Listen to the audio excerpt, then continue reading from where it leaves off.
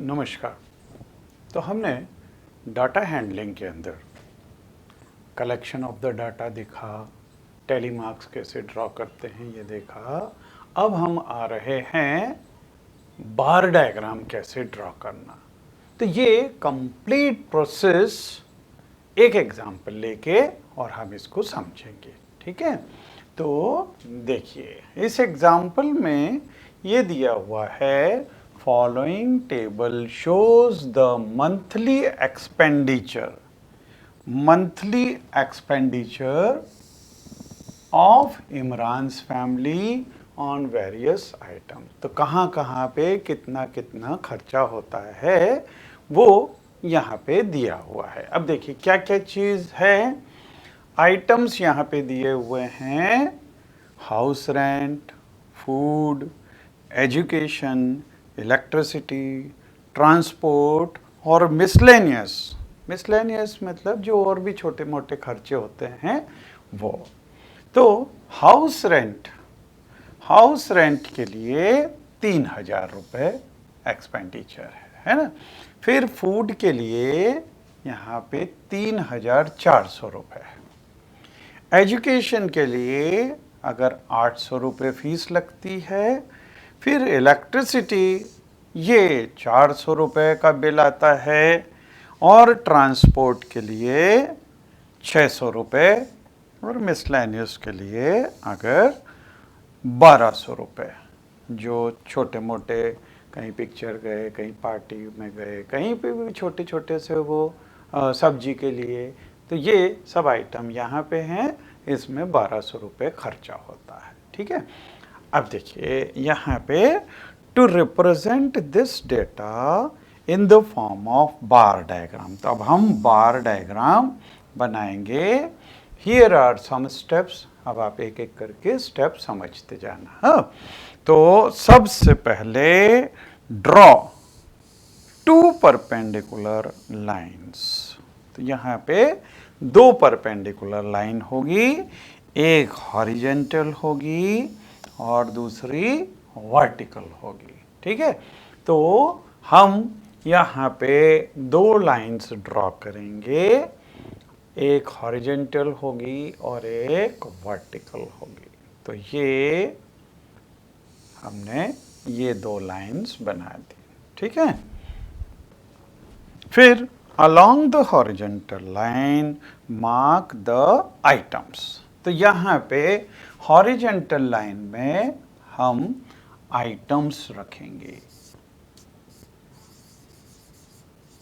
Items मतलब ये house rent, food, education वगैरह। तो अलोंग हॉरिजेंटल लाइन हमने मार्क कर दिया items, and along vertical line we will write corresponding expenditure. तो यहाँ पे अलोंग दिस, यहाँ पे एक्सपेंडिचर,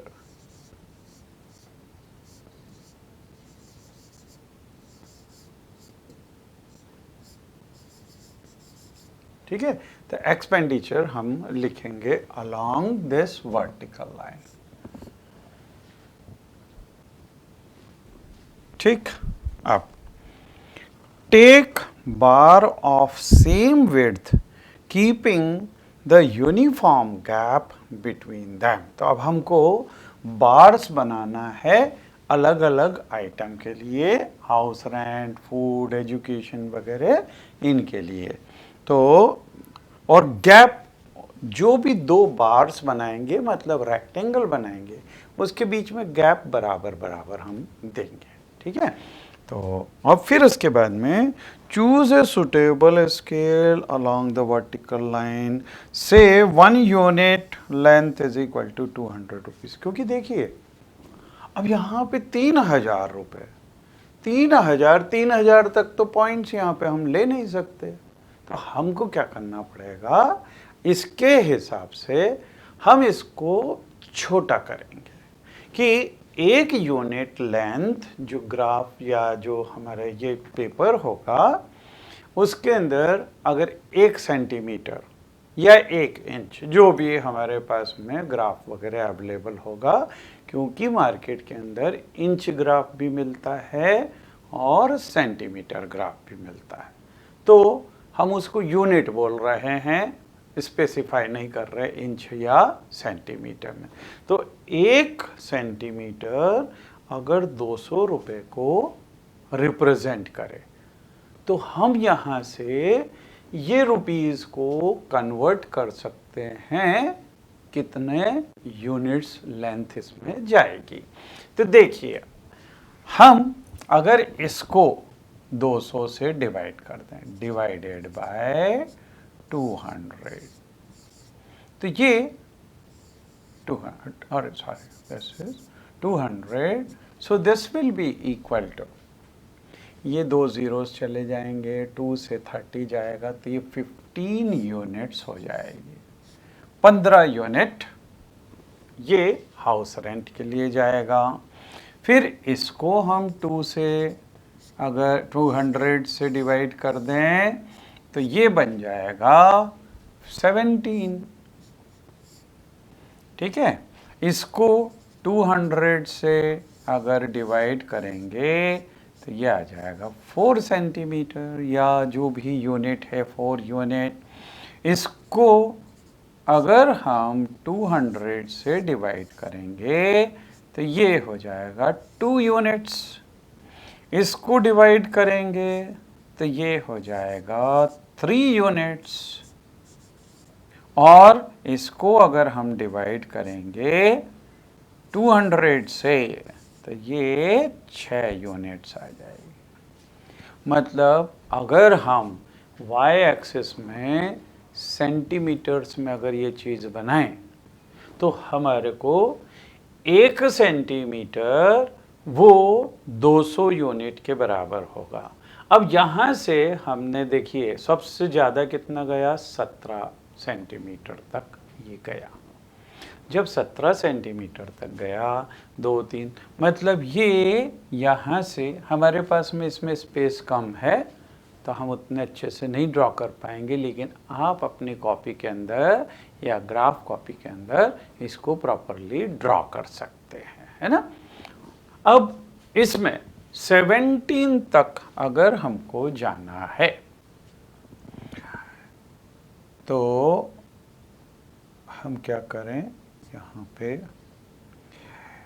1, 2, 3, 4, 5, 6, 7, 8, 9, 10, 11, 12, 13, 14, 15, 16 और 17, यहाँ तक अगर हम इसको इस तरह से ले जाएं, है ना, तो यहाँ पे एक्सपेंडिचर आएगा। अच्छा, अब यहाँ पे हमारे पास में टोटल 1, 2, 3, 4, 5, 6 आइटम्स है, तो हमको 6 बार्स बनाने हैं। 6 बार्स बनाने हैं तो हम इसको 12 पार्ट्स के अंदर डिवाइड अगर करें, या एक पहला इतना, दूसरा बार यहाँ पे बनाएं, तीसरा बार यहाँ पे बनाएं, चौथा बार यहाँ पे थोड़ा सा खिसका के चौथा, फिर 5वां और छठा, ऐसे 6 बार्स हमको बनाने हैं। इनके बीच में जो गैप्स रहेंगे वो हम प्रॉपरली बना एक जैसा रखेंगे, है ना। तो देखिए यहाँ पे 1, 2, 3, 4, 5, 6, 7, 8, 9, 10, 11, 12, 13, 14, 15, 16 एंड 17, इस तरह से यहाँ तक जाएगा ये, ठीक है। तो आपको एक्चुअली इस तरह से या इस तरह से ग्राफ वो बनाना है, वर्टिकल लाइन, ठीक है। अब हम देखेंगे कि इसमें किस हिसाब से हम इसके बार्स बना सकते हैं।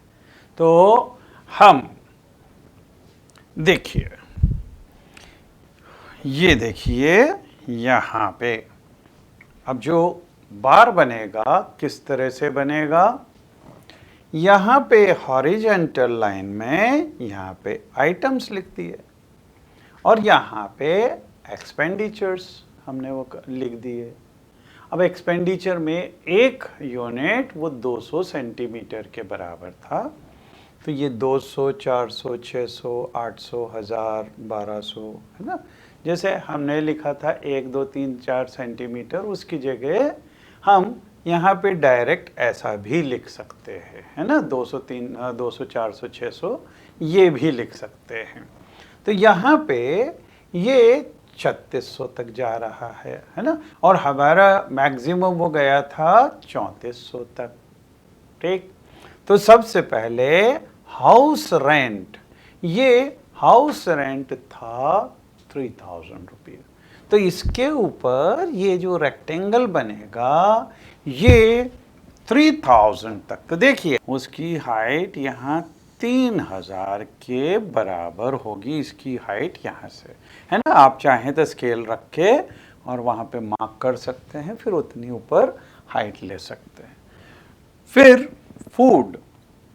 फूड के लिए हमने देखा था 17 यूनिट तक गया था, और या फिर यहाँ पे 3400, तो देखिए 3400 के बराबर ये इसकी हाइट जाएगी। फिर एजुकेशन के लिए ये 800 था, तो हम अगर यहाँ ऐसे यूँ देखेंगे तो देखिए 800 तक ये एजुकेशन वाला बार ऐसा ऊपर चला गया। इलेक्ट्रिसिटी ये 400 था, तो 400 ये वाला बार की हाइट 400 तक जाएगी। ट्रांसपोर्टेशन ये 600 था। ट्रांसपोर्टेशन मतलब आपके पेट्रोल का खर्च होगा, या आप बस से स्कूल जा रहे हैं, सिटी बस से जा रहे हैं, कहीं पे भी, तो ये ट्रांसपोर्टेशन का 600 तक आप इसको ऐसे बना सकते हैं। फिर मिसलेनियस ये 1200 रुपये है, तो आप अगर इसकी देखोगे हाइट तो ये 1200 के करीब ये जाएगी। तो इस तरह से, अच्छा साथ में आपको ये भी मेंशन करना है कि 1 यूनिट लेंथ 200 रुपीज़ के बराबर है ना, ये चीज़ भी आपको मेंशन करनी पड़ेगी। अच्छा, अब देखिए जैसे हमने ये बार डायग्राम बनाया है, इसमें हॉरिजेंटल में आइटम लिया और वर्टिकल में एक्सपेंडिचर लिया। इसकी जगह हम इसको उल्टा भी कर सकते हैं, मतलब आइटम्स यहाँ पे ले लें और अलोंग हॉरिजेंटल एक्सिस हम ये एक्सपेंडिचर ले लें।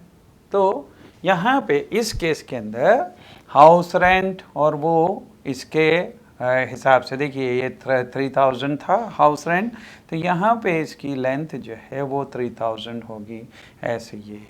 तो बस इस चीज़ को हमने इंटरचेंज कर दिया है, जो चीज़ हॉरिजेंटल में थी उसको वर्टिकल में ले गए और जो वर्टिकल में थी तो हॉरिजेंटल में ले गए। तो बार ग्राफ ऐसा भी बन सकता है और ऐसा भी बन सकता है, ठीक है। तो ये इसमें पूरा तरीका हमने देख लिया। अब अगर क्वेश्चन आता है इसके ऊपर बेस्ड तो उसको किया जा सकता है बिल्कुल इसी तरीके से, है ना। तो देखिए अब ये एक क्वेश्चन है, the number of mathematics books sold by shopkeeper on 6 consecutive days is shown below. तो मैथमेटिक्स की कितनी बुक वो हर दिन के हिसाब से सेल करता है, ये यहाँ पे दिया हुआ है।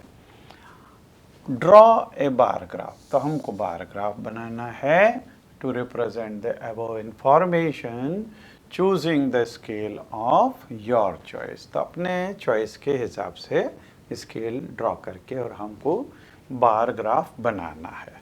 तो अब देखिए यहाँ पे Sunday, Monday, Tuesday, Wednesday, Thursday और फ्राइडे। अगर हम इसको अलोंग एक्स एक्सिस ले लें तो डेज को अलोंग एक्स एक्सिस देखिए,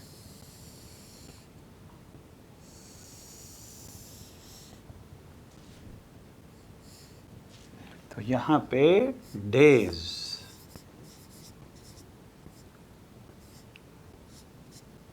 और यहां पे नंबर ऑफ बुक्स, तो this is number of books. अब देखिए यहां पे मिनिमम नंबर ये 20 है और मैक्सिमम जा रहा है 70। तो अगर हम एक यूनिट 10 बुक्स के बराबर ले लें तो 10 बुक के हिसाब से हम उतनी लेंथ बार्स की बना सकते हैं। ठीक है, तो अब यूनिट हम लिखेंगे, unit as 1 unit is equal to 10 books.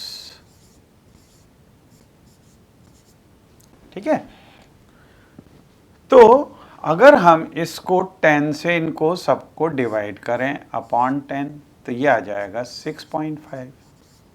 इसको अगर 10 से डिवाइड करेंगे तो ये 4 आ जाएगा, 4 सेंटीमीटर लेंथ। इसको 10 से डिवाइड करेंगे तो ये 3 सेंटीमीटर लेंथ आ जाएगी।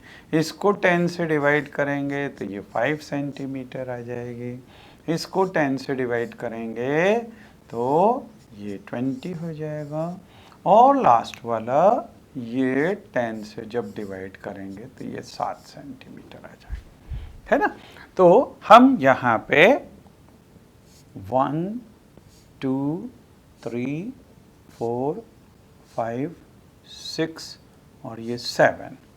ठीक है, अब इसको लिख दें 10 बुक्स, 20 30 40 50 60 और 70।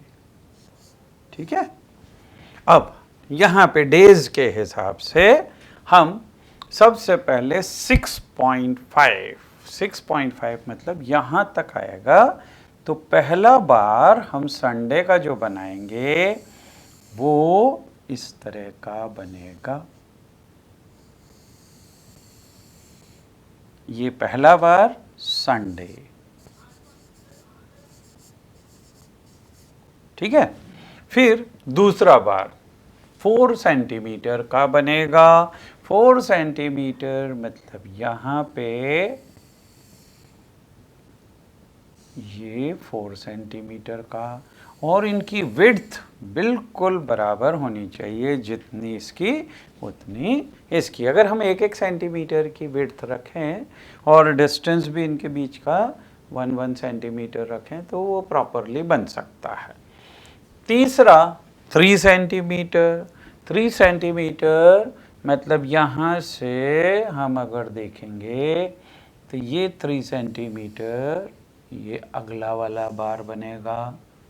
ठीक है, तो ये संडे, ये है मंडे, ये है ट्यूसडे। ठीक है, फिर वेडनेसडे के लिए 50 बुक्स। 50 बुक्स मतलब 5 तक, तो यहाँ से आप इधर तक ये 5 बुक्स। This is Wednesday. ठीक है, फिर थर्सडे को केवल 20 बुक उसने बेची, तो ये 20 बुक के हिसाब से यहाँ पे ये 20 बुक्स। ठीक है, तो ये हो गया Thursday.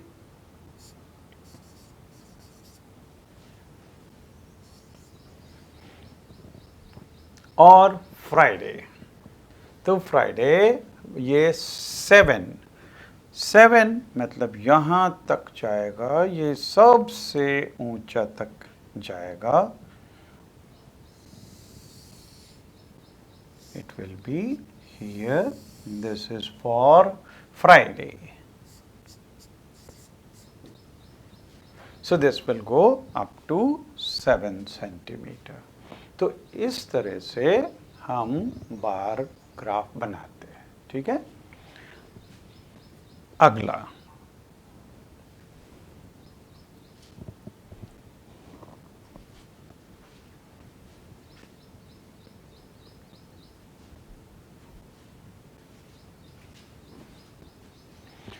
So, next one. Number of persons in various age group in a town is given in the following table. Draw the bar graph to represent the above information and answer the following questions. Take 1 unit length is equal to 20,000. Take 1 unit length is equal to 20,000. Which two age groups have the same population? All persons in the age group of 60 and the above are called as senior citizen. तो ये 60 साल से ज़्यादा बड़े वालों को senior citizen बोलते हैं। How many senior citizens are there in the town? तो देखिए यहाँ पे एज ग्रुप दिया हुआ है 1 से लेके 14। उनकी number of persons these are given 10 lakhs। तो 10 lakhs को सॉरी 2 lakhs, तो 2 lakhs को जब 20,000 से डिवाइड करेंगे तो ये आ जाएगा 10 सेंटीमीटर। ठीक है, अच्छा इसको जब 20,000 से डिवाइड करेंगे तो ये आ जाएगा 8 सेंटीमीटर। इसको 20,000 से जब डिवाइड करेंगे तो ये आ जाएगा 6 centimetre. This is also 6 centimetre. 80,000 ये बन जाएगा 4 सेंटीमीटर और ये हो जाएगा, इसको 20,000 से डिवाइड करेंगे तो 2 सेंटीमीटर बन जाएगा। ठीक है, और इसका हमको बार ग्राफ बनाना है। तो यहाँ पे ग्रुप्स कितने बनेंगे, बार्स कितने बनेंगे, 1 2 3 4 5 और 6 ग्राफ्स बनेंगे यहाँ पे। सो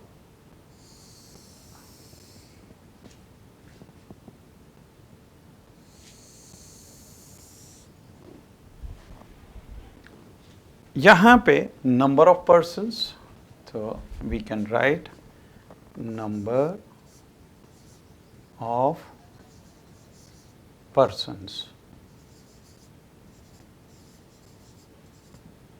ठीक है, और इस जगह पे age group we will write on this age group.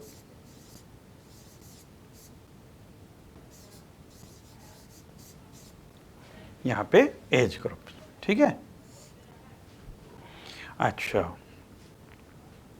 अब देखिए ये लगभग 15 के एज ग्रुप का डिफरेंस दिया हुआ है। तो यहाँ पे पहला अलोंग वाई एक्सिस ये 10 तक जा रहा है ना, तो ये 10 तक जा रहा है। तो 1 2 3 4 5 6 7 8 9 और 10। ठीक है, तो यहाँ पे ये हो जाएगा 2 lakhs। Then this will be यहाँ से शुरू करें 20,000 से, ये 20,000, फिर ये 40,000, ठीक है, फिर 60,000, then 80,000, then 1 lakh, then 1,20,000, then this will be 1,40,000, then 1,60,000, then this is 1,80,000। ठीक है, ये बना दिए। अब सबसे पहले 1 से लेके 14, तो हम पहला एज ग्रुप लेंगे ये, दिस इज 1 to 14। ये जा रहा है 10 सेंटीमीटर ऊपर, मतलब पूरा यहां तक। सो दिस विल बी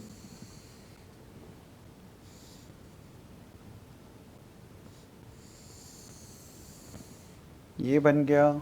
फिर अगला बनेगा 15 से 29, तो अगला दिस वन 15 से 29, ये है 8 सेंटीमीटर, तो ये 1,80,000 तक गया।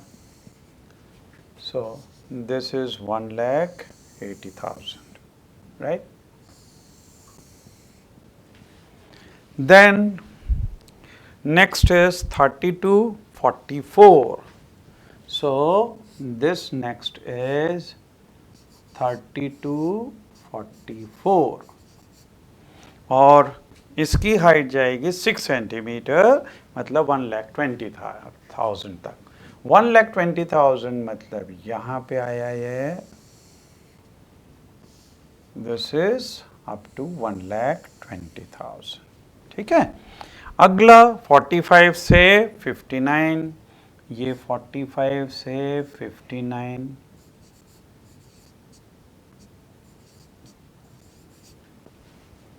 एंड 45 to 59 दिस इज 1,20,000, तो इसी के बराबर है, बिल्कुल इसके बराबर है। मतलब यहां से ये 45 to 59, then 60 to 74, so 60 to 74 will come here, और इसकी हाइट ये 80,000 है, ये 4 सेंटीमीटर तक जा रही है। 80 मतलब यहाँ पे ये 80,000 ये हुआ, and then 75 and above. So if we take this, this is 60 to 74, this is 60 to 74, and next is 75 and above, and above. Okay, so here this is up to 40,000, तो 40,000 मतलब 2 सेंटीमीटर, तो 2 सेंटीमीटर हाइट पे यहाँ पे ये आ गया। आप चाहो तो इनको अलग अलग कलर से शेड कर सकते हो, ऐसे अलग अलग कलर में शेड करके, और इसको थोड़ा सा खूबसूरत बनाया जा सकता है। So you can shade it like this. और अभी हमारे को इसके ऊपर बेस्ड क्वेश्चंस का आंसर भी देना है। तो क्वेश्चन क्या है, देखिए, which two age group have same population. अब देखिए, जैसे ही हम बार देखेंगे तो कौन से दो बार्स सेम हाइट के हैं, ये वाले 30 to 44 एंड 45 to 59, इनका एज ग्रुप सेम है। तो answer will be 30 to 44, 30 to 44 and 45 to 59, है ना, ये है। फिर हमको इसका भी आंसर देना, all the persons in the age group of 60 and above are called senior citizen. How many senior citizens are there in the town. तो 60 साल के ऊपर वाले जितने होंगे वो सब सीनियर सिटीजन होंगे। अब यहाँ देखिए, 60 साल से ज़्यादा वाले ये हैं और ये भी हैं, ठीक है। अब इनकी देखिए, यहाँ पे 60 साल से 74 साल वाले 80,000 हैं, और ये 40,000 हैं, तो दोनों का अगर सम कर दें तो 1,20,000 है। सो दिस इज 1,20,000। ठीक है, और इसके साथ में हमारा ये चैप्टर ख़त्म होता है। Thank you.